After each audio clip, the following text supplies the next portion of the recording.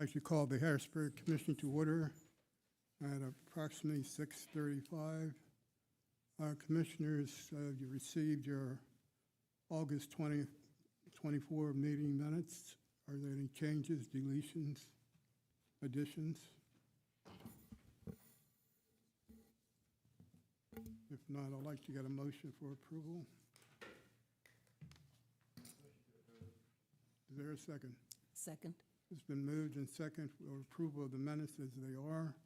All those in favor state by saying aye. Aye. Opposed? Motion carries.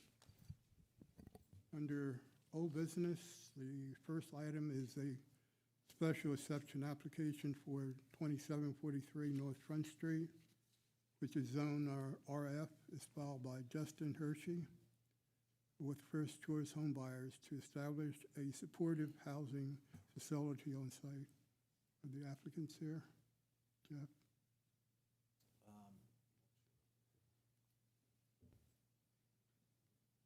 Suppose maybe they're not.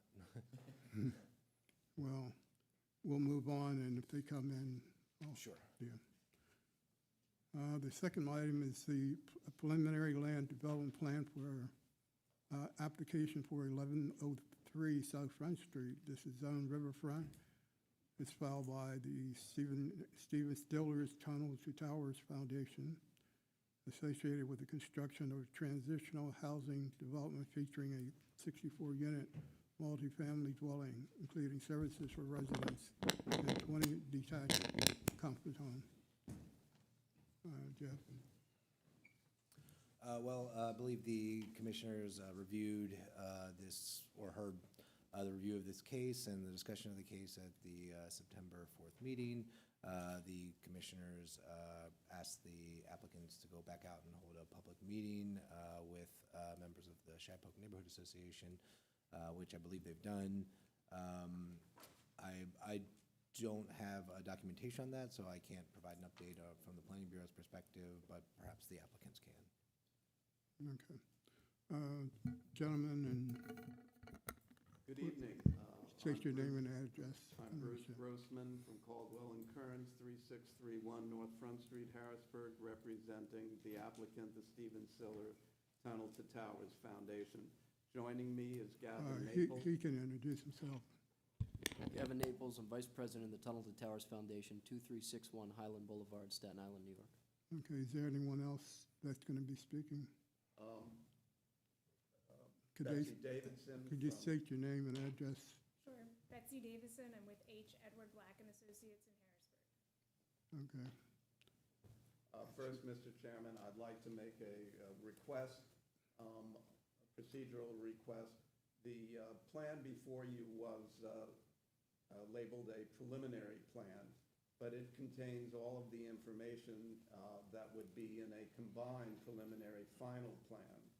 So we would like to request that this consideration be deemed for the preliminary final plan. It has almost all the same information except for some technical notes, and that would be ordinarily filled in between the time of this hearing and the submission to the City Council anyhow. We informed Mr. Knight's office and Solicitor Grover's office of this request previously. Is that, And the city has no objection. That actually is closer to the norm of what we do, is do them as preliminary final plans. okay. Okay, what I would like to get from everyone in your group here is an update from what we requested. Certainly, I'd like to start with that. On September 20, staff from the foundation met with approximately 30 residents in Shipoke, including Mayor Williams was present for more than 2 hours. And there was a discussion of several issues with the mayor, some of which were concerning the impact of this project on their neighborhood. Frankly, given the distance and different routes, we explained that we don't anticipate a significant impact on their neighborhood. Then on September 30, Solicitor Grover helped facilitate a stakeholders meeting between the owners of the property and Greenbelt, and the owners expressed grave concerns about security on the property. Things have, damage has been done, even to Vopa's property, such as motorcycle riders, motorbike riders, tearing up their grounds, even after the chairman asked them to leave and explain that it was private property and it's posted as private property. Gas has been siphoned out of the cars of staff during the daytime. PennDOT has erected a chain link fence around their employee parking lot for security. And so the owners explained that they understand that it's not Greenbelt members per se that are doing the damage, but when the property is open to the Greenbelt, it's open to the public, and that is an unacceptable security risk.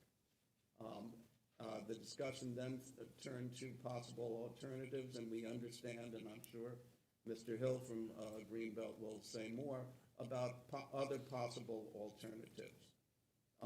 That meeting included the current owners of the property, Greenbelt, the city, and Mayor Williams was present. Okay.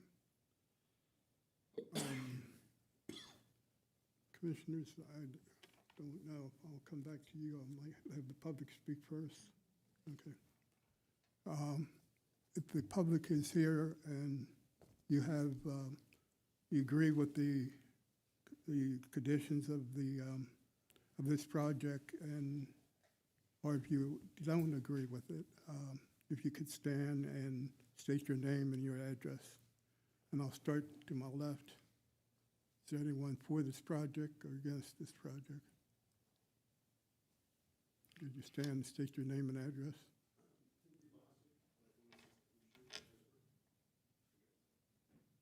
Are you for or against it? Against. Okay. Do you have any reasons or just against it? Oh. I wrote some. My name is Timothy Bonstick. Pardon me, sir, would you be able to come up to the mic for the benefit of the recording?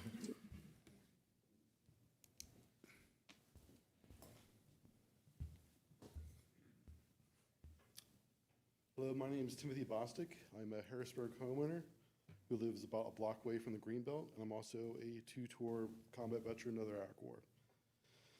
As a veteran, I understand the importance of taking care of our nation's veterans.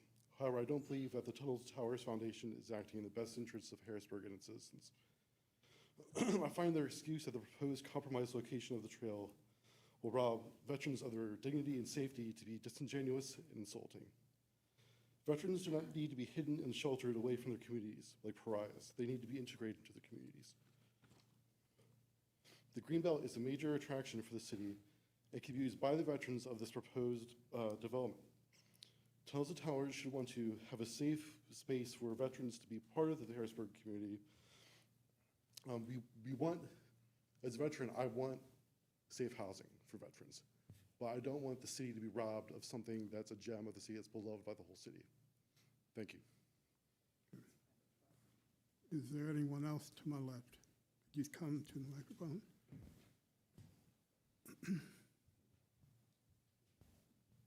And state your name and address. Yeah, Bruce Weber, 428 Bow Street.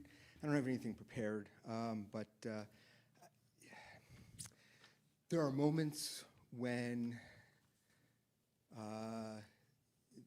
the direction of the future comes to a single point, and you can either go down one path or you can go down another path.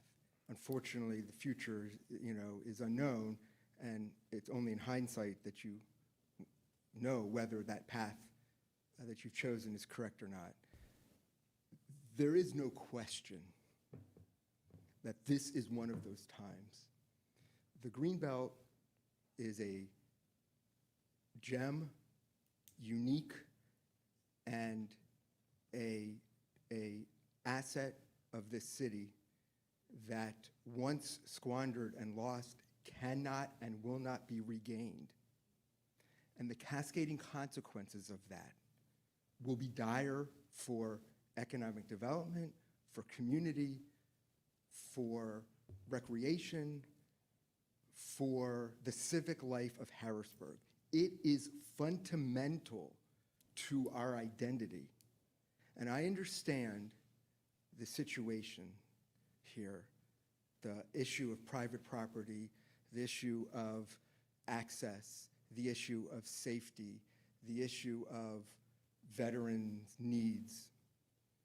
However, this is bigger than all of those combined. It is about where we are going as a city, what we want to be as a city. And having and losing just a little bit of that can have effects that down the line will be detrimental to the place that we call home here in Harrisburg, and as a civic gem and asset, as I said, for the community here as well as the broader community at large.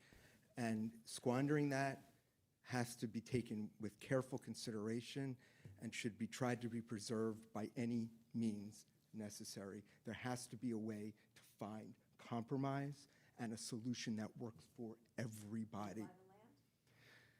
I understand, Peggy. I get you. Peggy. I don't have, if I had the money, Come on. I absolutely would, actually. Excuse me. If I did. Excuse me. Peggy, please, no. I'm sorry. You have your chance, okay? Thank you very much. I appreciate it. Is there anyone else to my left? Okay.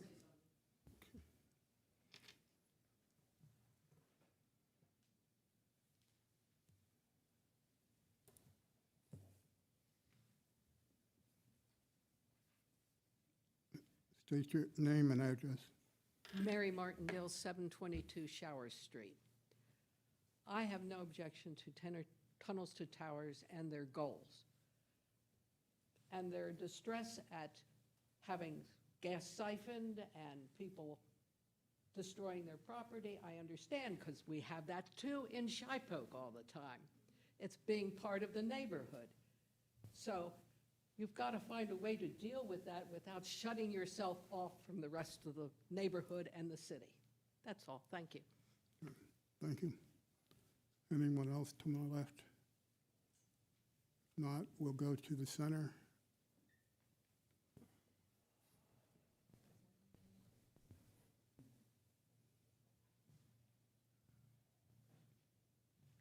State your name and address. Good evening. I'm Doug Hill, and 709 Green Street, Harrisburg, and I'm president of the Capital Area Greenbelt Association. It's good to be with you again. It has been a long journey that we've been on in trying to find a solution to the continuity of the Greenbelt here in South Harrisburg. I do want to say thank you to the city for putting together the stakeholder meeting the other night, and thank you for all those in the room, because there were quite a few of them who were participants in that meeting. I'll mention as well that the mayor was there, and there were also representatives from Eden Village and from VOPA who participated as well. So it really was a broad stakeholders meeting. I also appreciate the comments that were just made. The Greenbelt is a genuine long-term asset for the city and continues to be, and it is an attraction not just for the residents of the city, but our neighbors and for people who are visiting the city for other reasons. And so the Greenbelt Association, while it doesn't own any piece of the trail, our mission is to assure that the trail is properly developed, properly maintained, and properly preserved for those in the future. And that's what we've been trying to do as a part of reaching a solution here. I will also reiterate a couple comments that I've made at prior meetings. The Greenbelt is a good neighbor. We've demonstrated that for more than 30 years now.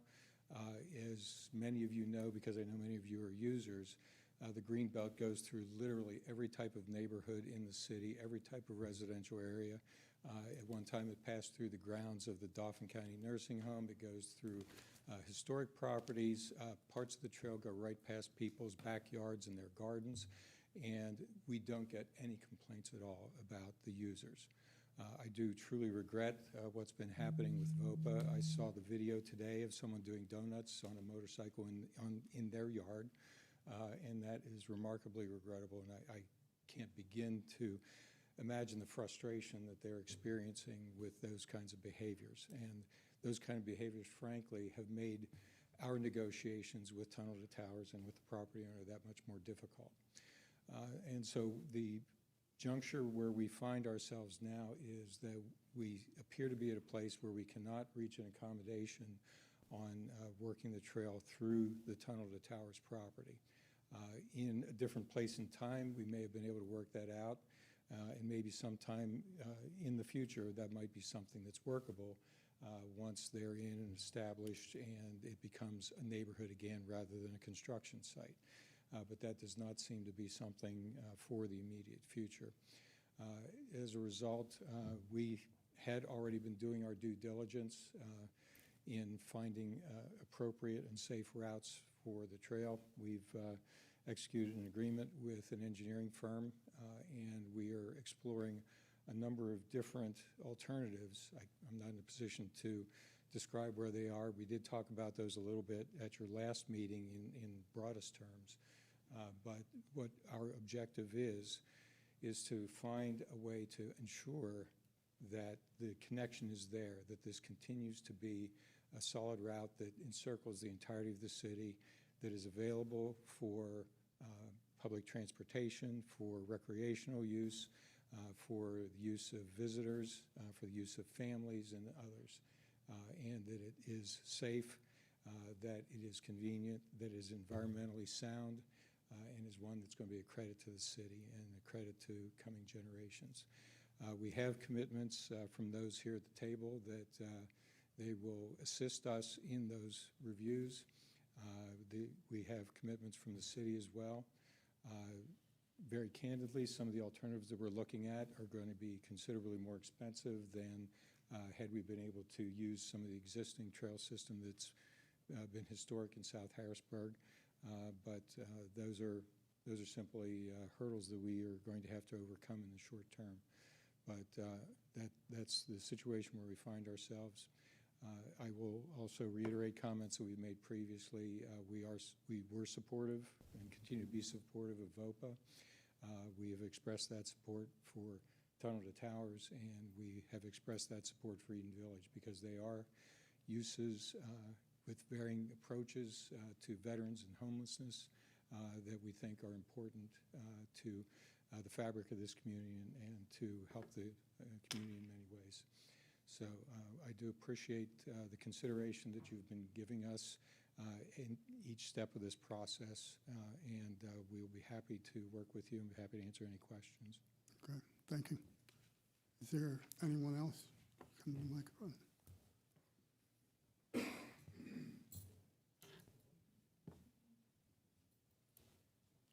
State your name and address. My name is William Kologie, C-O-L-O-G-I-E, and I live at 1401 South Cameron Street, which is the corner of Cameron and Magnolia, which is right across the street from the Greenbelt. I've lived there over 40 years. I've owned 3 dogs, all of whom lived to be more than 12 years old, who I walked daily on the Greenbelt. I am a longtime user of the Greenbelt. I believe a lot of the concerns raised about mischief or along the Greenbelt are overstated. In all of those times, like I usually took a trash bag along with me when walking the dog and policed the Greenbelt as I went. I don't recall finding drug paraphernalia on any of those walks. As a Greenbelt volunteer, I did help clean up the homeless camp that was temporarily on the Greenbelt, and that was the only time I found evidence of drug use along the Greenbelt. It is indeed a treasure. I'm also a bicyclist, and I used to be able to leave my home and bicycle all the way uptown and around the Greenbelt, and I haven't been able to do that because that would take me in a heavy traffic area on Cameron Street. I live there. I know how fast the cars go. It's not a really safe place to bicycle. Unfortunately, coming down Sycamore Street one evening, right when PennDOT was getting out of work, there was heavy traffic, and I thought I would cut through the parking lot of the county building. Unfortunately, I kind of hit their driveway sideways and fell breaking 3 ribs and my collarbone and spent most of this biking season with my arm in a sling. That wouldn't have happened had we not had the detour. It is a public safety issue indeed. I can vouch for that firsthand. And I would support, I have no objection whatsoever to the veterans coming into my neighborhood. In fact, I wrote to Mr. Zimmerman welcoming him to the neighborhood, trying to be as gracious as I could, never heard back. Yeah, I would really hope that we continue with that safe pedestrian bridge over the railroad tracks. It's incredibly convenient and wonderful, and I hope we can have that going forward. Thank you very much. Okay, thank you. Anyone else in the center? Okay. To my right, is there anyone for or against this project?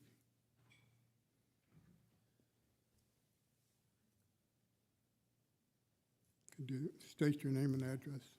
My name is Stephen Holmes. I live at 3782 Dairy Street in Harrisburg, and I'm a veteran.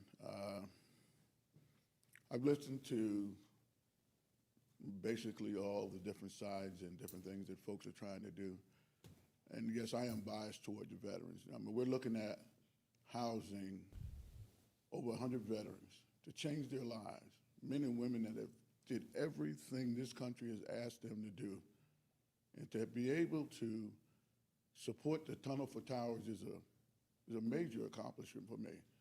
And as far as that's concerned, I'm also the commander of Harrisburg Legion Post 733 in the city. And one of the things I noticed about when there's a neighborhood where there's a veterans organization or a legion, it betters the neighborhood. We actually set the example of what other neighbors should do. When you look at our properties, look at what we do. The biggest thing that I have here, I'm listening to compromise, compromise, compromise. And to me, there's no way that we should not be able to move forward with this with a compromise. There's 20.9 miles of greenbelt in Harrisburg. There has to be a feasible way to be able to compromise so that we can get this Tunnel for Towers project up and moving. On behalf of these young men and women that are sitting there, we don't even know how many folks are out there just waiting on something to change their lives. They've paid the price. They've done what America asked them to do. And we you cannot tell me that we cannot compromise, period, on whether it's Tunnel for Towers, Greenbelt, in order to get this project over the finish line. There's no way. Other than that, thank you very much. Anyone else to my right?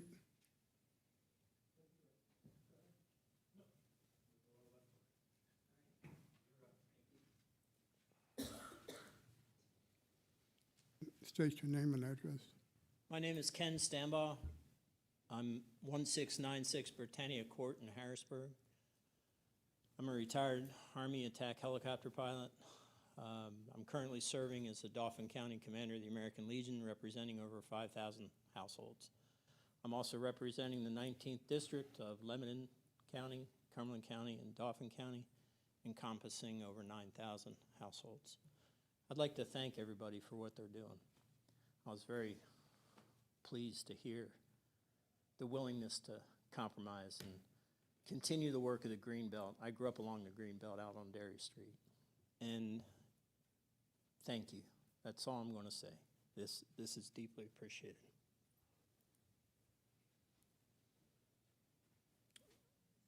Anyone else to my right?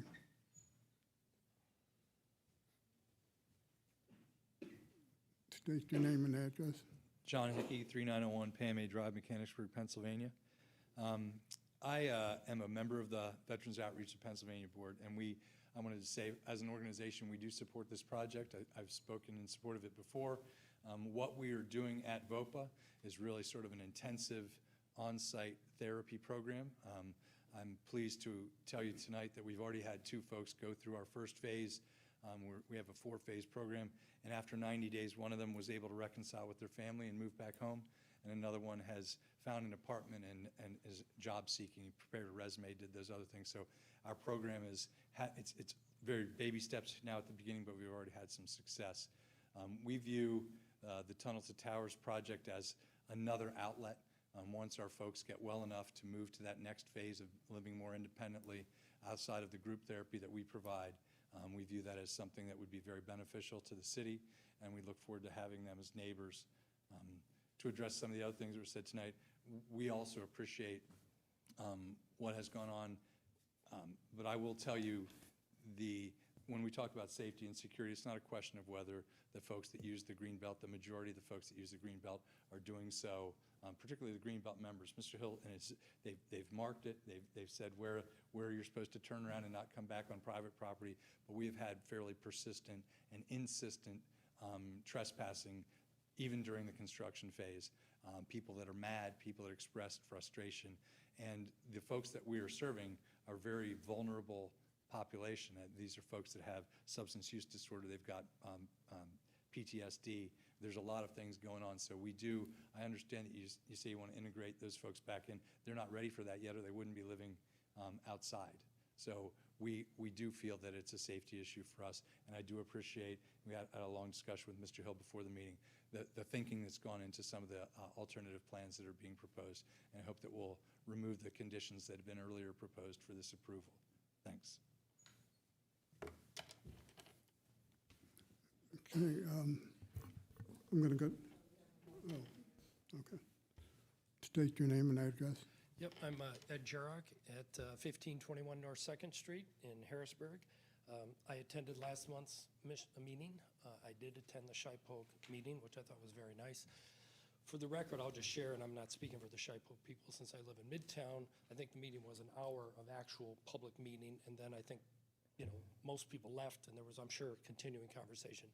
I will share that my friend that lives down there said that they never got the mailed notice, and the people did acknowledge that they put some kind of notice in the mail, but I think a lot of people didn't get it. It was well attended, and I would say that everybody down there, no one was against having the people down there, but they are definitely challenged in a lot of ways, I think, from people in their area, et cetera. But that's really not my point. I'm here about the Greenbelt. And so just from tonight's presentation, I'm really disappointed that I didn't hear any alternative plans from the applicant, right?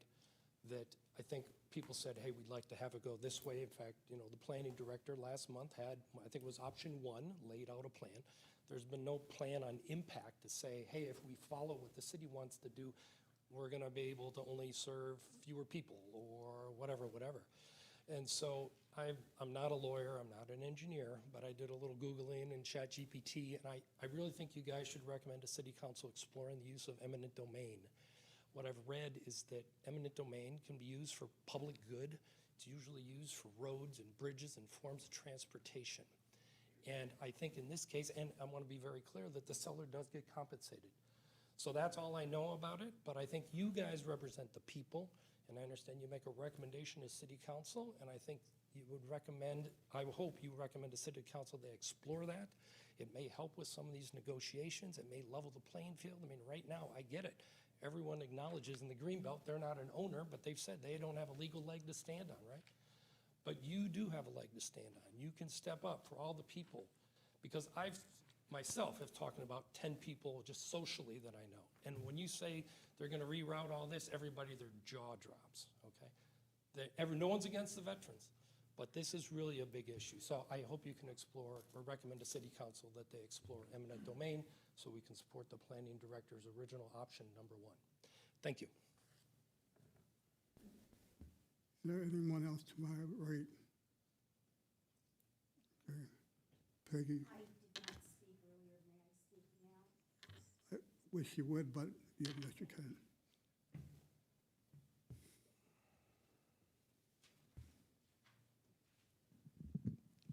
The Greenbelt was a guest. Peggy, state your name Oh, and address. pardon me. Peggy Grove. I live at 2920 Parkside Lane, which is on the Italian Lake. I was a former resident for 11 years in Shipoke, almost down to where there's been a lot of problems. Attending the Shipoke meeting, I was abhorred by what they are putting up with. And it's not just homeless problems. It's also problems with the Harrisburg University students that have been abusive to the residents of Shipoke, et cetera. There's many problems in Shipoke right now that they are putting up with, and I don't know how they do it. If I lived down there, there'd have been petitions, and city council would have heard from me a long time ago. So that's in support of Shipoke. I think once the homeless encampment that's on Alex Grass's trust property, and Alex Grass, for your information, owned 54 of all of these acres, all the way from Shipoke down to the point where VOPA is, where the Paxton Creek goes into the Susquehanna River. We also have a piece of property that is landlocked because it's behind the sanitation property. I paid taxes on all of this for 29 years, regardless of whether I had access or not. I could have petitioned the city to try and give me access, but looking at the health and safety issues regarding sanitation, plants, et cetera, and all of the terrorism and all the other things that we have unfortunately had to deal with in the past 20 years. It's got certainly upticked by comparison than what it was when I was younger. Anyway, I chose not to do that. But the only way to access that 6-some-odd acres, and it was owned by, previously by the Harrisburg Authority, and it was a quitclaim deed.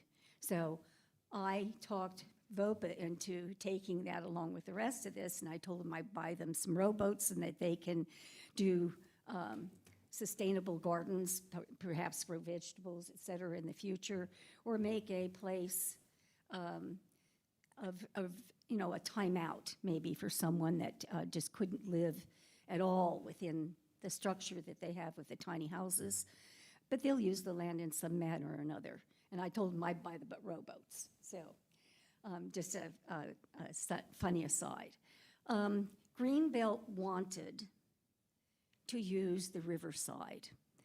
They, unfortunately, I think that there was a mix-up with the people termed the access road, both by perhaps some of the staff of the city as well as others. When we were talking about the access road, we were talking about the east side of the property that I paved and put the utilities in so that VOPA would have access to city utilities. And that was at my own expense. I donated the land to VOPA along with that 6-some-odd acres of the landlocked land. And I'm probably going to be donating the land to Eden Village because they are having trouble raising the money, and that's going to be affordable housing at $300 a month for people who are transitioning and to keep them from going on the streets, coming from shelters, coming from the YWCA or whatever, whether it be a man or a woman who had a household with some children, to keep them safe and to give them a chance to get some education. And I'm sure Wendell will speak to this later, and I'm not going to steal his information, but they'll get some training in budgeting and hopefully maybe some ideas on how to get a better job so that they can be self-supported, et cetera. Anyway, when I first was approached by VOPA, and then I was approached by Eden Village, and then when John Hickey, who's on the VOCA board, brought me Tunnels to Towers, I was just thrilled. Anyone who knows me knows that I have done a lot in the city of Harrisburg, a lot of donating, plus I've been supportive of several groups in the city of Harrisburg that help women, children. I gave scholarships and have for 30 years. Even when I didn't have the money, I gave scholarships because somebody saved me when I was a child. I came from very astute poverty and abuse. So I understand what these people are going through. And I am trying my best to leave a legacy for the city of Harrisburg and for those people who are not able to take care of themselves. And I have made an offer to the Greenbelt to help them if they have to purchase the land for one of the three potential ways that they are going to attempt to continue that ribbon. We called it a ribbon, a green ribbon around the city of Harrisburg. I have always been supportive of the Greenbelt, always. But in this circumstance, it's not just the Greenbelt that's being let in, it is the public, and that's the problem. The public has not got the respect nor the same kind of value system, possibly, that the Greenbelt members do. And it's important that, as you've heard from various different sundry people here, that these people be protected. This is an isolated area. Up until 2022, which is 2 years ago, I had someone go in, my staff, go in there at 6 a.m. in the morning, 2 o'clock in the afternoon, plus I had off-duty police that would go in there at night and use spots, spotlights like they use for hunting, to make sure that I never had homeless down there. Naive me, I thought these people were trying to tent camp when I had a few at one time or another. But I see now, just recently, as Saturday night when I got stuck by the bridge, there were 3 different people, because 3 suitcases, 3 remnants of clothes, et cetera, that I removed that indicate that the homeless are migrating down there. And I haven't had that ever. I mean, I caught them early. And so I don't know if there is a way to do security. I know that it's coming. Tunnels to Towers is going to have a wall around their property for their health and safety, as well as to make it seem safe and open for the people who are going to live there. Some of it is going to be permanent housing for the veterans, and I'm sure there's going to be certain standards that they're going to ask them to abide by, and I'm sure that they will be good neighbors. And the people in Shipoke that I spoke to individually after the group meeting all said that they are welcoming Tunnels to Towers. There's not one of them that was against that. They were upset about all the things happening with the homeless. And when they heard that this was a homeless project, they assumed that people were going to be homeless and more tent village or whatever prior to it being built. So I think there was a lot of confusion, plus John Hickey fortunately had some information about some of their specific questions about Megan's Law and things like that, so that their questions, I think, were very aptly answered. And if there needs to be more meetings like that for other neighborhoods, I think we can arrange that. I was very pleased that the mayor was able to accompany us. Thank you very much for listening. Okay, thank you. And I'm sorry, but I have, and tonight is the first night of Rosh Hashanah, and I have services to go to. Just Okay. everybody. Thank you. Commissioner Salk. Don't have no specific question, but we'll see if you have any concerns. Commissioner O'Toole. Jeffrey, just to refresh everybody's memory here, the planning's position is the approval subject to 4 conditions, correct? Apologies here.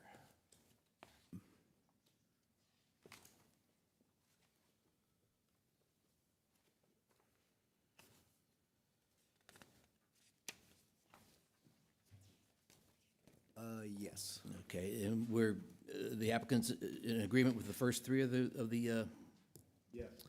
all right. So, and again, gives the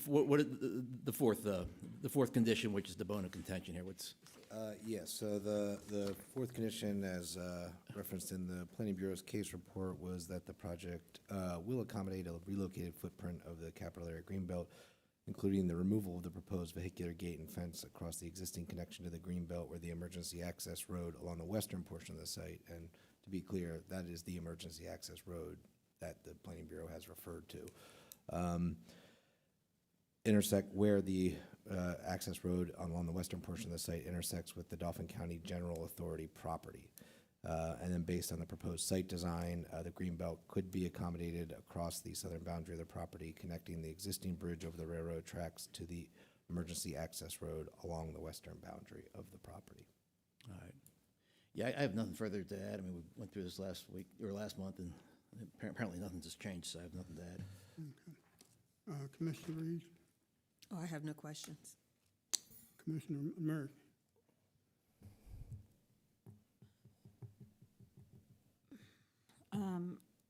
Thank you, Jeff, for reviewing that fourth condition that we are requesting. I am not hearing a solution or a resolution to address that condition otherwise.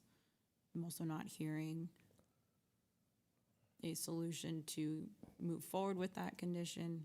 I understand there have been conversations, which is great, but I do not hear what we are requesting this evening. So, Mr. Chairman, if I may, just because we did host the stakeholders meeting, just to talk about, it seemed important to get everybody who was involved, because this has problem, in part, has been you have a singular issue in front of you, which can't resolve the other properties. I mean, you just can't. You can't impose on the neighboring property a condition. They're not before you on it. It's happened 3 times now. It's going to happen for a 3rd time in your other thing because you have one application for one development after it's subdivided. So what I would say came out of that, and who was not in the meeting but has been in different discussions as well, is the city did talk to the Dauphin County General Authority representative, PennDOT representative, DCNR representative. That I think the commitment across the board is that the greenbelt would have to be redirected with these developments. I think the commitment is there across the board to make it a safe continuation of the greenbelt so it can be a closed loop. I think the reality, which people just have to look at, is that that takes time when you're dealing with multiple government agencies at the state and local level. I mean, you're dealing with 3 different levels of government. And anyone who says it can happen like that has not dealt with government. Right? So I'm saying so I think everyone in that discussion wants the greenbelt to finish the loop. It has moved its path in the past. It had been required to, particularly on county land.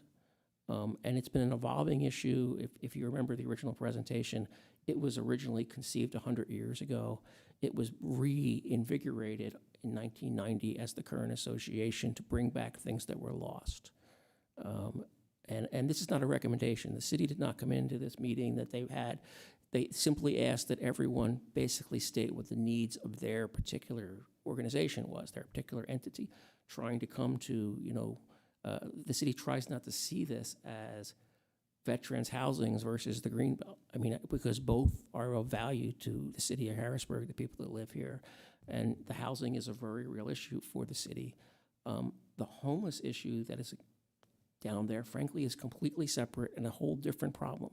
And the city is painfully aware of it, and not just us, but every local government's dealing with a homeless surge everywhere.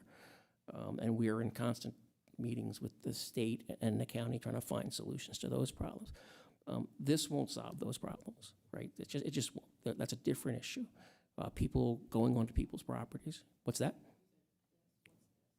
The veteran housing will not solve the current homeless problems, and it's not intended to solve the homeless problem in Harrisburg. It's simply going to provide a group of underserved folks, some of who are homeless, and alternative housing that is also desperately needed, but there's lots of housing that is needed.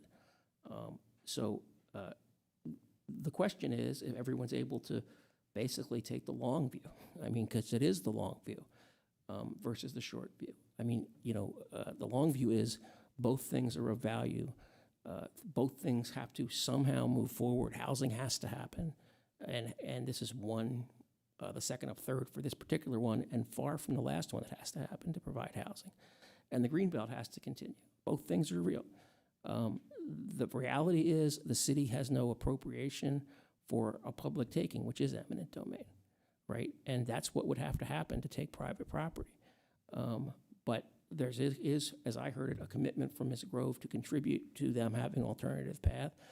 PennDOT had advised me that if DCNR is on board, they would want to be at the table. The DCNR, actually, I sat through a meeting about providing a supplemental alternative grant application from the city on behalf of the Greenbelt to redirect it, but that one was over the private land we're talking about, so that sort of stopped right where it was. But they were willing to entertain an application to help the Greenbelt be relocated. But those are all really, I mean, an engineer has to get involved. An engineer has to say what's safe and what's unsafe. Everyone knows this borders up to places that are very dangerous on the road. And someone has to come up with a plan and a financial ability to do it. That is simply a long-term issue. There's no quick solution. And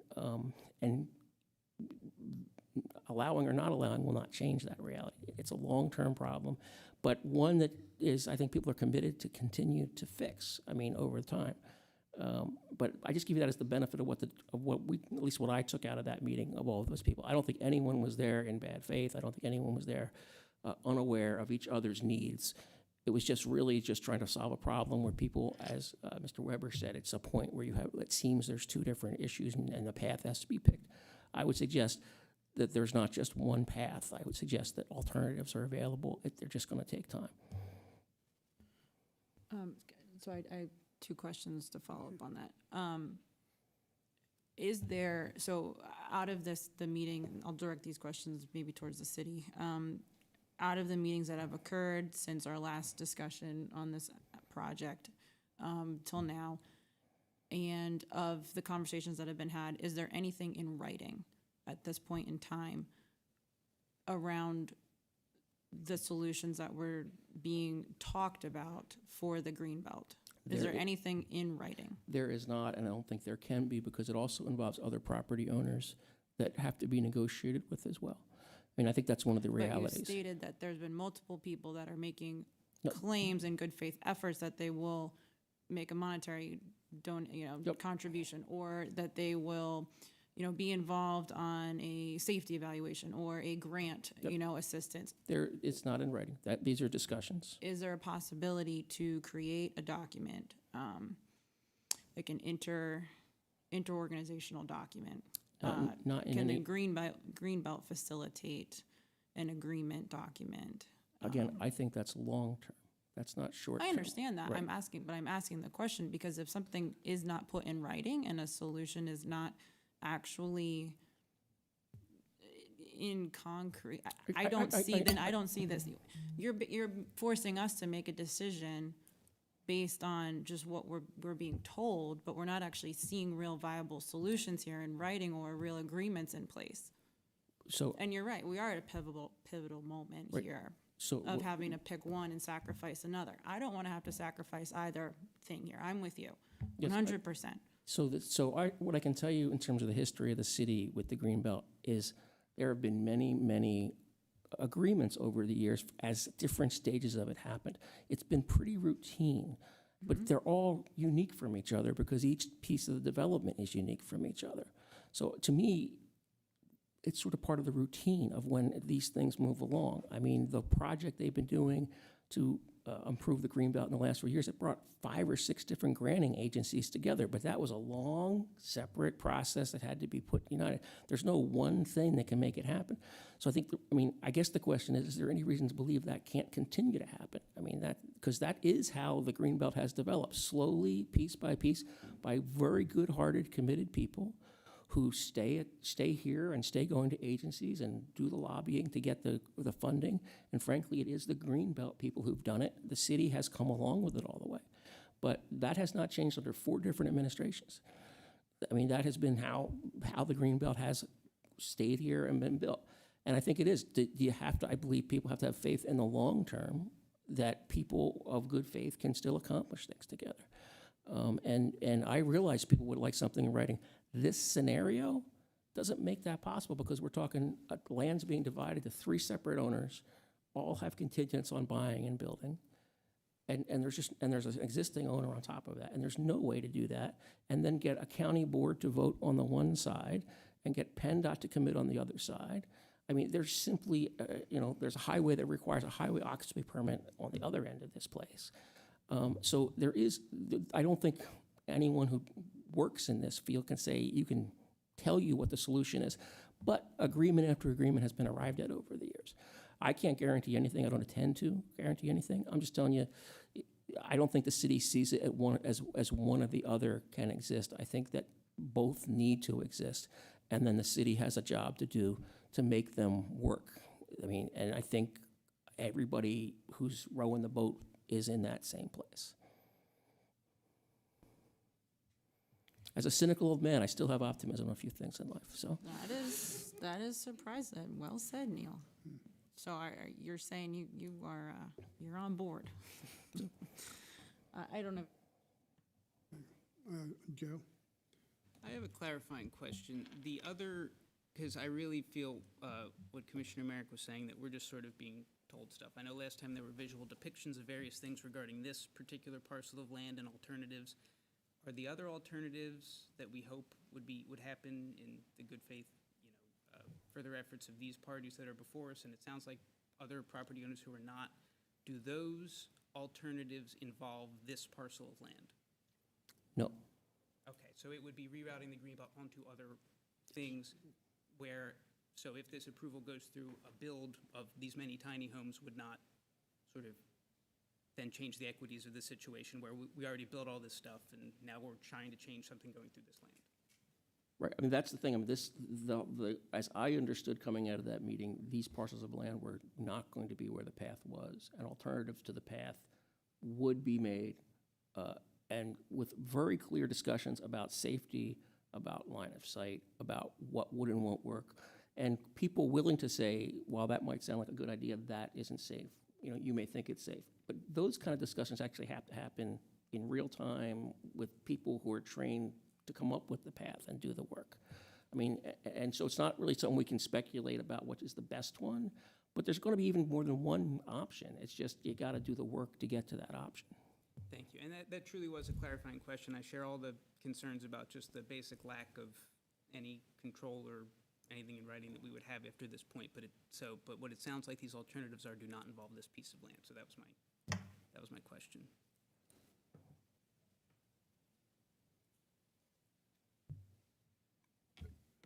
Jeff, do you have any to add?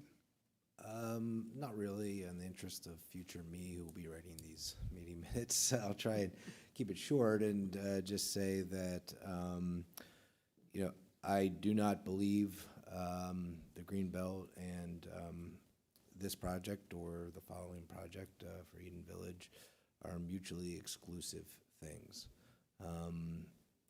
It seems there's some disagreement on that amongst between the applicants and myself there.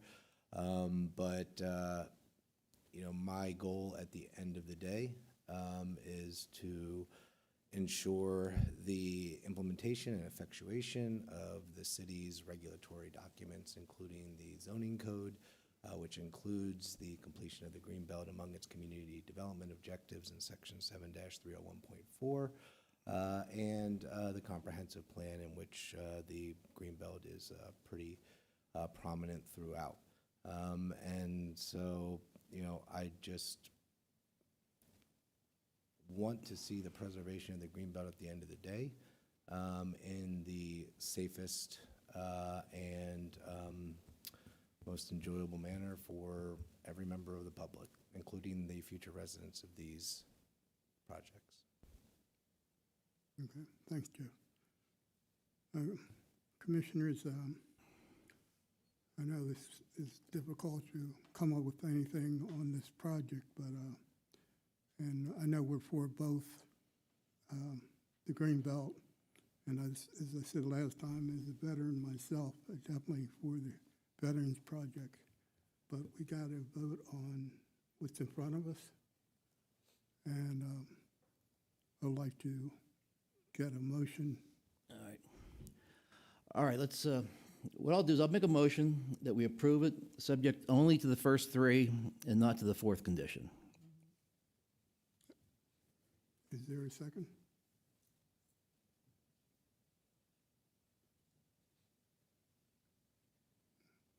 Okay, with Can I that- ask a clarifying question? So what does that do for the fourth condition? It doesn't exist, it doesn't factor into this at all. What does that do for the project? May I say something? We're in, not really. Apologies. I'm sorry, I wasn't here last month, so I didn't get all the discussion. Commissioner Tokens, I think it greenlights the project to move forward without needing to retain the piece of the greenbelt that currently goes across it. That's what eliminating the fourth Yeah. condition would do. Yeah. Someone feel free to correct me if that's wrong. Okay, is there a second? If not, then that motion will fail. It dies, yeah. Is there another motion on the floor?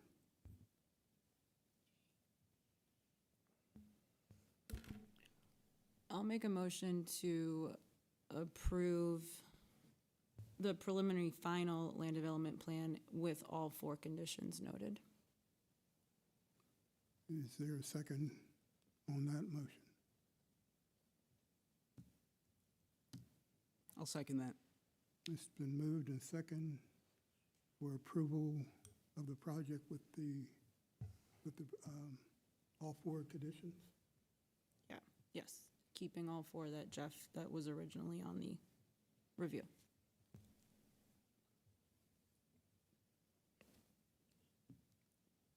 The only question or concern is by them saying they can't do the fourth one. What's that? Like this, if they don't do it, then Yeah, I mean, that would be the agreement. The approval that we're putting in place would be to keep all four conditions. Depending on how the commission would vote, that would reflect how we feel towards that. It would go to city council for a final decision on, as to whether those Okay. four conditions remain.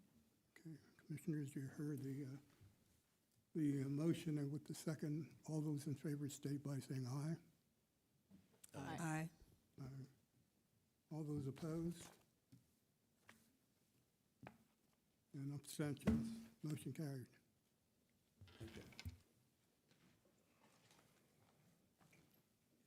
Sean, what were you? Aye or nay or abstention? Good job. Okay.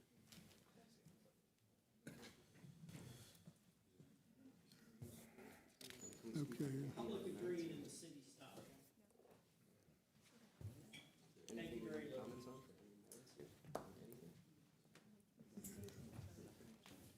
Under new business, I'm going to stay for the,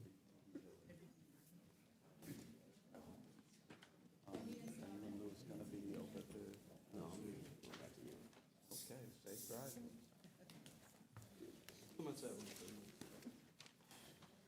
this is item number 3. This is a variance and special exception application for 1103 South Front Street, Eden Village, which is zone RF. It's filed by Harry Lane, who's with Eden Villages of Harrisburg, associated with the construction of a transitional housing development featuring a 32-unit supported housing facility use, a community center, and associated site and access improvement, and to request relief from the minimal building height requirements. Jeff? Yes, so the applicant for the current proposal is proposing to construct a transitional housing development for homeless individuals featuring 32 individual tiny homes, which include bathroom facilities and a community center and associated site and access improvements. The project requires zoning hearing board approval of a special exception for a use not specifically prohibited in the zoning code per section 7-303.11B of the zoning code, and of a variance application for buildings shorter than the 36-foot minimum height outlined in section 7-307.3A of the zoning code. Property at 1103 South Front Street is a 15-acre lot, which is largely vacant, although it still retains some of the building foundations and site infrastructure from when the property accommodated a steel mill. Currently, it accommodates a critical connection of the capital area greenbelt, but little else in the way of development or active uses. There's currently a subdivision application in the review process, which will result in the partitioning of the existing property into 2 tracts, an 8.5-acre lot and a 6.5-acre lot. This project will be located on the latter lot to the south.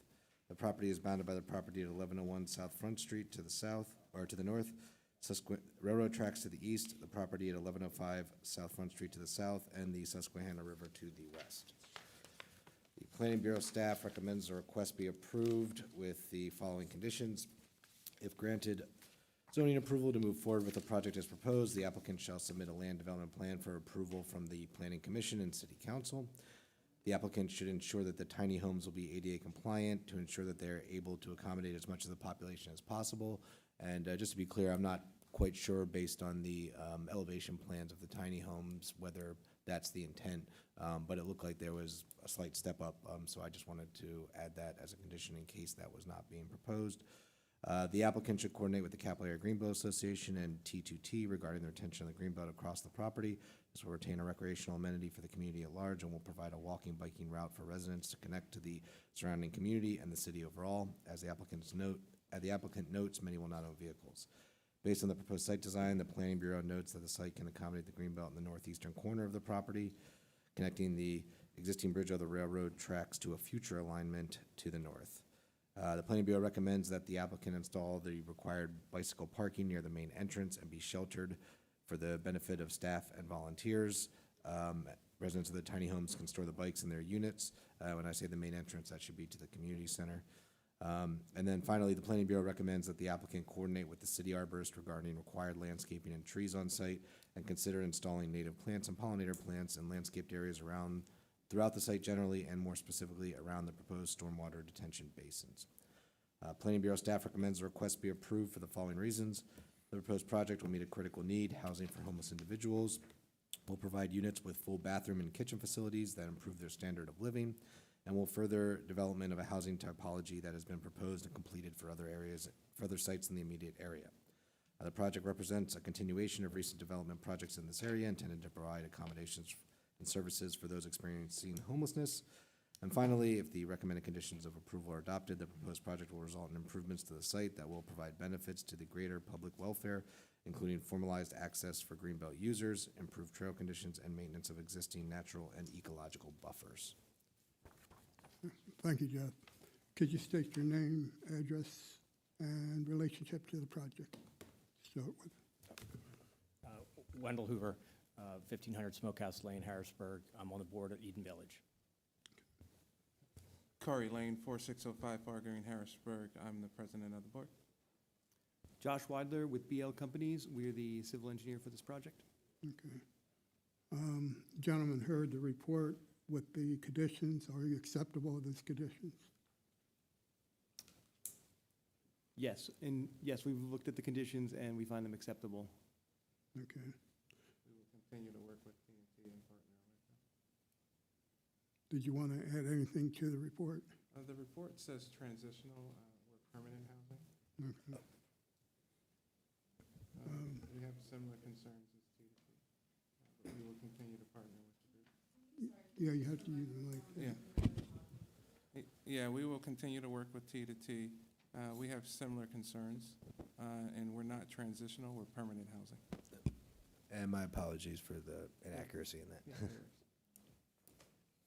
Okay. Commissioners, I have no questions at this time, but if you have concerns or questions, I'll start with Commissioner O'Toole. I have none. Commissioner Reed, I have no questions. Commissioner Merrick. Yes, I do have a couple of questions, and I do apologize, I was not present during the July meeting. I think that's when The sketch plan review, The yep. sketch plan review was conducted, so I may have missed some information, but I would love to hear more about exactly what Eden Village is and what you're intending on doing with this project, with this development. Doing my due diligence. Yeah, if you want to go and walk them through the problem. Eden Village is a permanent housing tiny home organization that is for the chronically homeless. It is individual single occupancy, 400 square foot tiny homes with a community center. That community center will provide medical, mental health, life skills for the residents that are there. We will be working with both parties, both neighbors, and the community in identifying those that fit the chronically homeless qualifications. And there is a rent that will be paid, a small rent, but it's a rent that they will need to pay. And Josh, could you walk them through the plan? Sure, so just to go through the site, on the top of the plan here is the South Front Street extension that's been constructed by Loco. So we're actually tying in kind of jumps up to a high point where the bridge crossing is. So we're tying in there for our access. There's an existing kind of foundation of the old steel mill. We're moving that road. The access is going to come in, and then we have 20 parking spaces for residents, but mostly actually for volunteers and staff to come. And then community center on the corner there. Since the last sketch plan submission, we were able to look at it again and get another house, so now there's a total of 32 houses. We've also added bike racks at the entrance, and we'll add one at the entrance as well there, Jeff, to show that.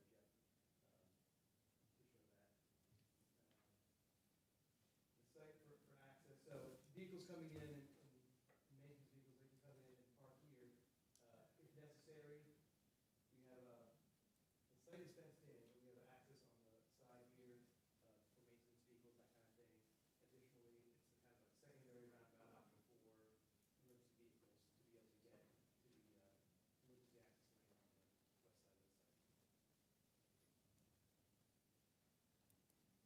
And just to make sure everyone's oriented, so this is the Boca site on this side, and then this is the Tunnels to Tower site on this side. We are intending, at least from the perspective of our plan, we're leaving alone the area right where the existing green belt did come through. So should anything come of that in the future, we'll be able to make that same connection. Right, the green belt heads east. The green belt heads east up at Yeah. current. Right, the access road, basically would form an intersection of what the Greenbelt path has been to what the new route would be, correct? Okay, thanks. That was probably one of the bigger things I wanted to clarify for myself. Okay, got it. In regards to the applicants that would apply for the tiny home housing, is there an application process? Are there specific organizations or entities that you are working in direct consortium with? How does that work? Who are the folks that you are providing these tiny homes to? There is an application process. We are working with other organizations with Bethesda Mission. We're in communications with Daily Bread. We'll be working with VOPA. We'll be partnering with T2T. But there is an application process. Okay. The focus of this project, is it specifically for folks within the Harrisburg community? Or are you also partnering with organizations outside of the city of Harrisburg? It's not limited to Harrisburg, but the focus will be on the citizens of Harrisburg. Okay, no other questions right now. Thanks. Joe, No further questions. is there anyone in the public for or against this project? Can I start to my left? The center. And there's one person there. Okay. Commissioners, can I get a motion? Make a motion, you approve with conditions? Is there a second? Second. It's been moved and second for approval of this project with the conditions. All those in favor state by saying aye. Aye. Aye. Opposed? Abstentions? Motion carried. Good luck, gentlemen. Thank you.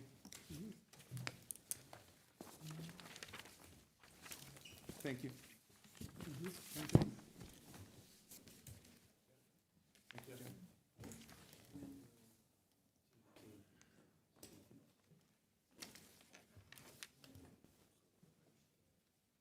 Okay, item number 4. This is a preliminary final land development plan for 1260, 1270 Market Street. It's Zone C, commercial neighborhood, followed by Christina Herman with Wild Heart Ministries.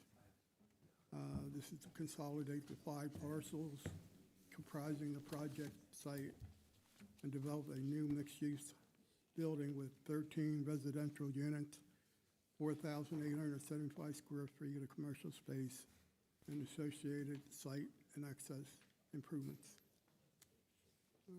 Jeff? Yes, apologies. The applicant is proposing to consolidate the 5 parcels comprising the project site and develop a new mixed-use building with 9 residential units, 4,875 square feet of commercial space across 4 commercial units, and associated site and access improvements. The project site is comprised of 5 vacant parcels totaling .21 acres owned by the Harrisburg Redevelopment Authority, which previously accommodated a community garden and gathering space, although now features overgrown vegetation, debris from the former community space, and some mature trees along the northern property line. Project site is bounded by the properties at 1257 to 1265 Bailey Street and 8 North 13th Street to the north, properties at 1272 and 1276 Market Street to the east, Market Street to the south, and the property at 1258 Market Street to the west. The Planning Bureau staff recommends the request be approved with the following conditions. The applicant is required to receive a certificate of qualification pursuant to Chapter 12-101 of Title 12, the Affordable Housing Certification, prior to recording the lot consolidation and land development plan with the Dauphin County Recorder of Deeds. As part of the applicant's proposal to reconstruct the full-width sidewalk and install ADA ramps along the Market Street frontage, they should coordinate with the city engineer's office on the removal of the curb cut and driveway onto Market Street, which is at the southern end of the site. The applicant will also need to submit an easement application and receive approval from the city for the proposed ADA ramps and access stairs. The Planning Bureau encourages the applicant to coordinate with the city engineer's office on the installation of bike racks in the public right-of-way. The Bureau would recommend that such bike parking be located near the main entrance and sheltered if possible. To be clear, compared to other proposed developments, the applicants are not required to provide that because the bike parking requirement is attached to the development of surface parking, which is not being proposed as part of this project. The applicant will provide a formal photometric plan to confirm consistency with the environmental performance standards in Chapter 7-331 of the zoning code. The applicant should consider a vertically differentiated facade treatment and materials that reflect the architectural elements of the surrounding neighborhood. And the Planning Bureau, our planning commissioners may recall that we recommended this same condition in the review of 1610 North 4th Street, so that it didn't look like a monolithic building. It kind of blended in visually to the streetscape. The applicant should coordinate with the city arborist on the use of native tree species and pollinator plants. And finally, the applicants will coordinate with the Department of Public Works to confirm the appropriate size and location of refuse collection on site and update the building accounts to reflect the new use. Planning Bureau staff recommends the request be approved for the following reasons. Approval of the proposal will enhance the character of the neighborhood and improve the streetscape of the corridor by developing prominent and long-standing vacant lots, constructing compatible infill development, improving sidewalks adjacent to the property, and introducing new commercial space for small businesses. The proposed project will provide 9 new affordable housing units and 2 and 3 bedroom configurations, which will be certified and maintained long-term as affordable units. The proposed project will also contribute to an overall goal of the city to provide much-needed affordable housing to residents. And finally, the project will enhance one of the primary gateways into the Allison Hill neighborhood, adding new residents to the neighborhood, activating the street and community on nights and weekends, and contributing to a growing customer base to support local businesses. Thank you, Jeff. Could you state your name and address and relationship to the project? Zane Geist, I'm a project manager and civil engineer with Integrated Consulting, the civil engineer for this project. Oh, sorry, address. 430 North Front Street in Wormleysburg. My name is Tannen Herman at 333 South 13th Street, and I am the executive director of Wild Heart. Okay. You both heard the staff report with the conditions. Are you acceptable of those conditions? Yeah, I would just like a clarifying question on condition number 1. From how I was understanding, that's relevant to Section 8. This is not a Section 8 project, so if there's information for me to be aware of, please, yeah. Yeah, so this is relative to the city's affordable housing legislation as a calculation on the a calculation of the density that would be permitted by right based on the lot area. 7.7 units would be permitted by right, and because you're proposing 9, I was presuming you were operating under the density bonus that would be allowed by the affordable housing program, which would allow, I believe, up to 11 units. So in order to have this be by right with respect to the density, it would need to go through the affordable housing. It's just like a paperwork document. Okay, great. Yeah, all right. No, thank you for clarifying. Just the only other comment that I had was regarding the Mansard design. That was actually just a mock-up that we were also displeased with. So your comments about it being vertically differentiated, we're already instituting those changes as we speak. So, but everything else beyond that, we're agreeable to.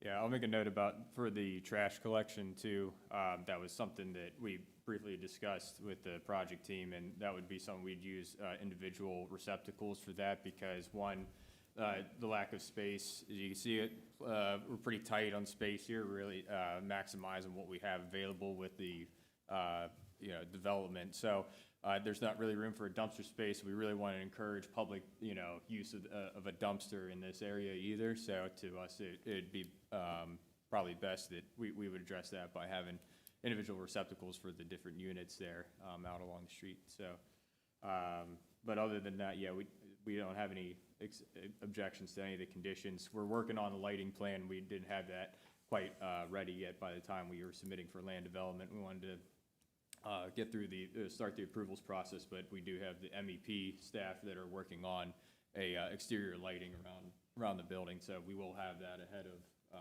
or do our best to have that ahead of our meeting with City Council.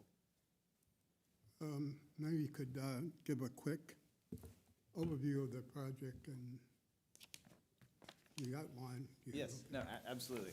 So a brief history on Wild Heart Ministries. We actually began in 2016 inside of the community of Allison. My wife and I actually moved into the neighborhood in 2013. Began beautification projects at that time, which up until this date, we've now managed to be able to remove over 3 million pounds of trash from the Allison Hill community. In those efforts, a big discovery that was made in that was more of a boots on the ground perspective of the need for housing inside of the community, specifically for affordable housing. So discovering that from a firsthand perspective, as well as when Councilwoman Bowers first was appointed to take her position on council, I had connected with her about wanting to find new ways to serve in the community. She suggested affordable housing. That began that conversation for us to explore if Wild Heart would have any role in that, which followed me reaching out to Mr. Knight to then ask, how would you see this best moving forward? So from the beginning, it's always been for us about partnering with the city to accomplish the goals, specifically around affordable housing. When we found this location owned by the Redevelopment Authority, for us, one of our main concerns was I think there's a difference between development and good development and desirable development, and really trying to ensure that our neighbors were the primary beneficiaries of whatever project we did. So the whole project, every unit is an affordable unit instead of it being a peripheral goal of the development. So we're very proud of that, to offer that to our neighbors. As you guys have seen in your notes, it's going to provide 9 residential units, all for home ownership. Again, the purpose of home ownership for us is securing our neighbors' future inside of that community and not being subject to gentrification through bad development. So we bring this to you guys really as the first of many. So we are calling this project the Gateway because it's an intersection of multiple communities, the downtown of Harrisburg, Allison Hill, Summit Terrace, all very proud identities inside of the city on their own right, but really making it also an invitation for people to build bridges, not just in the social fabric of the city, but also in the literal sense of what does it mean to bring everybody together. So we're very proud to offer this in front of you guys for your consideration and are grateful for your approvals. Also, I wanted to, I don't know if you have a picture or outline that you could show us of the proposed, except for what we have here. Of what the structure looks like? Yes. Do you have anything with you? Don't. I did not bring the architectural, like, the rendering that Keith had put together. There's, okay. there should be, I believe the commissioners all have that. Did you guys all have that in your packets? There was there was the land development plan, and then there was also floor plans and elevation plans, separate. Yeah. Yes, with MK Architects, correct. I was thinking I didn't have the big one from the news. Yeah, that would have been. Okay. I will say as well, if I'm allowed, that we are the beneficiary of a grant through the DCED, and they hosted a press conference there at that site 2 weeks ago as well in support of the project. So we're excited to have multiple levels of engagement. Okay, I have no questions. I definitely think it's a good project because I know going up Market Street, that's a pretty eyesore in that lot there, so it definitely will be an improvement. With that, if I have any other concerns, I'll come back to myself. We'll start with Commissioner O'Toole with any questions.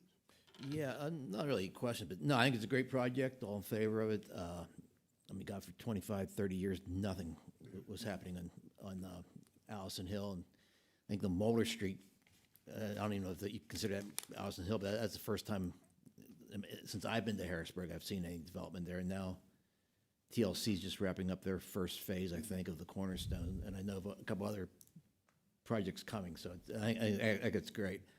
Getting a little ahead of myself, but Jeffrey, the parking requirement would be like, what 14? Well, they're not required to have any parking because it's the CN district. Okay. Based on the amount of units, they'd be required to have 4.5 because it's half a space per affordable Oh, I unit. thought it was 1.5, And then it would also be dependent upon whatever businesses were located in the commercial space, because many of our commercial uses are, the off-street parking requirements are predicated upon the floor area. Yeah. Well, even if we're number a of parking vehicles. requirement, there's so many open spaces up there, I think we would overlook that. So. But they're not, but to be clear, they're not required to Okay, provide any great. parking. That's good. All right, yeah, great project. Commissioner Reed, Nope, all my questions have been answered, so, thanks. Commissioner Mark. Yeah, I would echo Commissioner O'Toole's comments, around the project itself. I think this is a great project. I have one question, just curious if you have any prospects on the commercial units that are being meant. There's 4 commercial units that will be provided. Do you have an idea of what that might look like? We don't have any confirmed prospects. However, the goal of this project is also with the benefit of the primary beneficiaries of the project being the community service providers or anybody who can add value to that need inside of the community beyond just a standard retail operation. Okay, thank you. I'll quickly add to that, we've designated 4 commercial spaces as the maximum based upon the zoning requirements and what we think is viable there. But to be truthful, the floor space on the commercial sides, on the right side and left side, I think it's still up to, it wouldn't be any more than 4. It would probably, depending on who ends up filling those spaces and the need for that floor space. Oh, so, right, so they could potentially occupy 2 units, right, because of the layout of that. So it Right. could potentially just be a larger floor space for 2. Okay, got it. There you go. Joe, No questions. is there anyone from the public for or against this project? In the middle? And no one's on the left? Commissioners, could I get a motion? Oh, boy. Yeah, right, not yet. Got her back there. I'll make a motion to approve with the conditions noted. Is there a second? Second? It's been moved and second for approval of the project with the conditions. All those in favor state by saying aye. Aye. Opposed? Abstentions? Motion carried. Good luck. Thank you so much. We appreciate it. Jeff, other business updates? No other business. We managed to kind of keep this one, I guess, shorter than I was anticipating, so hopefully we'll be able to get both last month's and this month's meeting minutes done before the November meeting. Fingers crossed. Returning to the first item where they didn't show, I mean, the question is, do you do a motion to continue it, or you dismiss it? I don't know how you want to handle that. Yeah, what I usually do in this case when someone doesn't show up, first time's free kind of thing. So like I would recommend a continuance. I think my guess is maybe they hadn't had their meeting with the community yet and thought maybe they didn't need to come back. So I think, we obviously supported the proposal, and so I'd like to give them a chance to come back before you all. Okay. Get a motion for continuance. So moved. Is there a second? Second. Moved and second for continuance of number 2. See what one that was. All those in favor state by saying aye. Aye. Opposed? Abstentions? Motion carried. Anything for the good of the water commissioners? Mr. Chair, I do have just one quick point of personal privilege. I think most of the commissioners know, my wife and I had our first child recently, and thank you, and coming along with that is going to be for us a move to a bigger home. And unfortunately, it's not far, but it's going to be outside the city limits. Whereabouts, Joe? And so I think either this or next meeting, I believe there's a residency requirement for the commission, so my time with the commission will actually be drawing to a close very soon. So I just wanted to make everyone aware of that. I sent a letter to the city earlier this week. So thanks, it's been a great time. Yeah, we lose all the good people. We'll support your run for hair for the Campbell School Board. If not, get a motion for adjournment. Is there a second? We stand adjourned. Thank you, Commissioner. Yes, sir.